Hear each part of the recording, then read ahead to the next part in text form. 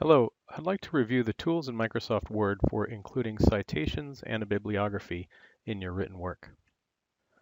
These links take you to the Harvard Extension School Policy on Academic Integrity and also Harvard University's Guide for Using Sources. If you visit these web pages, you see that the Harvard Extension School Policy on Academic Integrity is meant to avoid things like plagiarism. And plagiarism is the theft of someone else's ideas and work. It is the incorporation of facts, ideas, or specific language that are not common knowledge, are taken from another source, and are not properly cited. So clearly we'd like to avoid plagiarism and adhere to the Extension School's policy on academic integrity and also follow Harvard's guide for using sources. Just a quick note, for E116, the syllabus states that we should follow APA or MLA citation guidelines. So again, the general idea is if in your written work you include an idea or a fact from a third-party source that is not obviously common knowledge, it should be cited in your work. A couple examples. So if in our written work we state that the sun rises in the east and sets in the west, that can reasonably be seen as common knowledge. A lot of people understand this.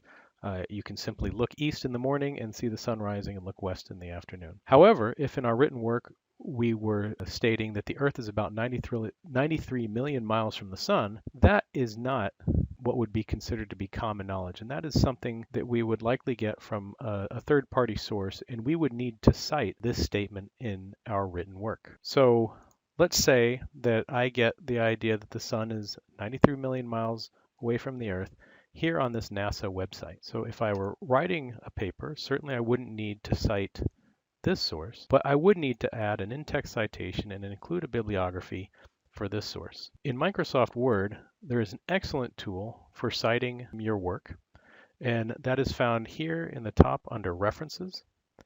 And you start the tool by simply coming here and saying Insert Citation. In this case, we're going to add a new source. And there are many types of sources that you can select from. It can be a book, a section of a book, journal article, report. We're going to say website in this case. And you simply fill out this form. So if we go back to the website, we see that it is the nasa.gov website. So NASA is the author, written September 12, 2013. And here's the title of the web page that we're using. So if we come back here, we'd enter the name of the web page. It's a corporate author, so we'll type NASA. We'll say that it is nasa.gov as the website. And again, the date was September 12, 2013. September 12th, and we need to include the URL. And so if we press OK, there is an APA format citation. Certainly I can come here and change to MLA. There's these different formats. If I change it to MLA, it looks like that. If I change it to Chicago, looks like that. And there's APA where we include a comma.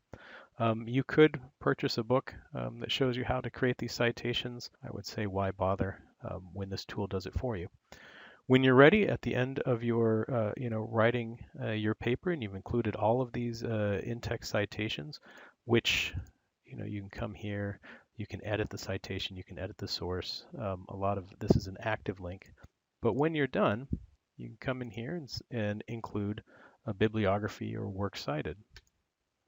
And that produces, in this case, an APA format bibliography for that cited reference. So hopefully you find this useful, and we look forward to reading your written assignments. Thank you.